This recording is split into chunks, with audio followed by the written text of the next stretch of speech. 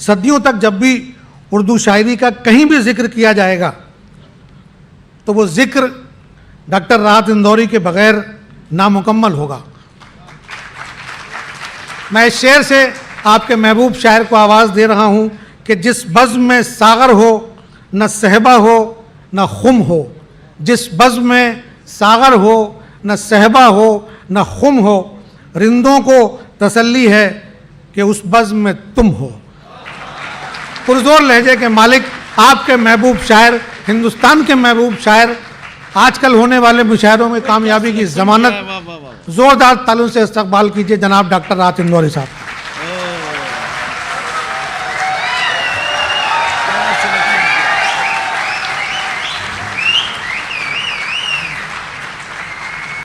दोस्तों, सबसे पहले मैं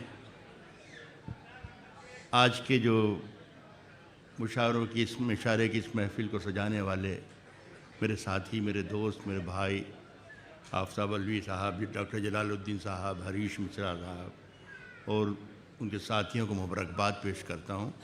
देखिए दोस्तों, मैं एक बात अर्ज़ कर दूँ, मैं सच बोलने के मामले में बहुत बदनाम हूँ।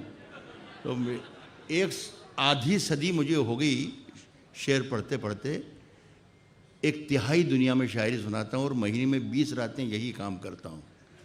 लेकिन खुदा की कसम बिल्कुल सच्चाई से ये बात कबूल कर रहा हूँ कि ऐसी महफ़िलें जो आज की महफ़िल है, हम तरस चुके हैं कि कहाँ हमारी शायरी लेकर गए। लेकिन अगर ये बुनियाद आपने रखी है आफ्ताब साहब और आपने हरीश भाई ने, तो मैं समझता हूँ कि ये जिस ज़ुबान पर एक ख़तरा सा, लोग कहते हैं कि ख़तरा लाहक है और ज़वाल की तरफ जा रही है, उर्दू मिट रही है, मैं समझता हूँ कि हिंदुस्तान में यहाँ से पैदा हो रही है उर्दू, ऐसा मेरा मानना है। आइए शायरी की तरफ। मैं कोई सियासी आदमी नहीं हूँ, तकरीर करना मुझे आता नहीं, लेकिन बोल के दिया जज्बात में। पिछले बरस में एक शेर सारे देश में पढ़ता रहा।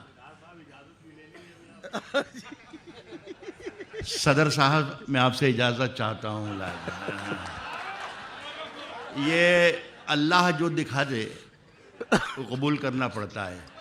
हम कई शक्लों में कई लोगों को ढो रहे हैं। भाई, आपको सदर को ना दिया तो आप सदर हैं, आपको अल्लाह ना करे कहीं हिंदुस्तान का सदर ना बन जाएं आप कहीं। मैं यह कर रहा था कि एक शेर पढ़ता था तो लोग पसंद भी करते थे, दाद भी देते थे, तारीफ़ करते थे। लेकिन मुशायरे के बाद मुझे आके घेर लेते थे कि राहत भाई, इस शेर में आपने क्या कहा है, क्या होने वाला है, क्या कुछ होने वाला है, कोई इनकलाब आने वाला है, कुछ तब्दीली आने वाली है। तो मैं कहता था कि ये वक्त आने पर आपको खुद मालूम पड़ जाएगा। पहले वो शेर सुन लें और फिर आप भी देखिएगा कि तब्दीली आई या नहीं। नसीम भाई का आपको शेर साहब ये था कि सफ़र में जाग के सुनिएगा। मैं थोड़ा सा मर्दाना किस्म की शायरी करता हूँ और मैं चाहता हूँ कि मेरे सामने जो मुझे सुन रहे हैं वो भी चाहे ख़वातीन हो, लेकिन उनमें जज्बा मर्दाना। कहता हूँ कि सफ़र में आखिरी पत्थर के बाद आएगा। सफ़र में आखिरी पत्थर के बाद आएगा, आखिरी पत्थर के बाद आएगा। वाह, मज़ा तो यार दिसंबर के बाद आएगा। सफर में आखिरी पत्थर के बाद आएगा। मजा तो यार मजा तो यार, देखिए फिर दिसंबर में मजा आया। और अब मैं जो ताज़ा शेर पढ़ने जा रहा हूँ वो उसमें भी सवाल पैदा होंगे, लेकिन इसका भी जवाब कुछ महीनों के बाद आपको इंशाल्लाह फिर मिल जाएगा। मैं फिर कहूँगा साहब देखिए मिला कि नहीं मिला। जाके ये कह दे कोई शोलों से जाके कह दे, जाके ये कह दे कोई शोलों से, चिंगारी से। वाह, जाके ये कह दे कोई शोलों से, चिंगारी से फूल इस बार खिले हैं बड़ी तैयारी से। वाह वाह, जाके ये कह दे कोई शोलों से, चिंगारी, फूल इस बार खिले हैं बड़ी तैयारी से। मुद्दतों बाद, जब मेरे सवाल का जवाब लोगों को मिल गया था, तब मैं इनको कहता था कि मुद्दतों बाद यूं तब्दील हुआ है मौसम, जैसे छुटकारा मिला हो किसी बीमारी से। मुद्दतों बाद यूं तब्दील हुआ है मौसम, वाह वाह वाह वाह वाह, जैसे छुटकारा मिला हो किसी बीमारी से।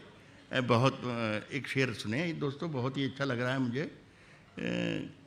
मैं चाहता हूँ कि वो भी शेर आपको सुनाऊं जो आप मुझसे सुनना चाहते हैं, लेकिन मैं ये भी चाहता हूँ कि वो शेर भी आप सुने जो मैं आपको सुनाना चाहता हूँ।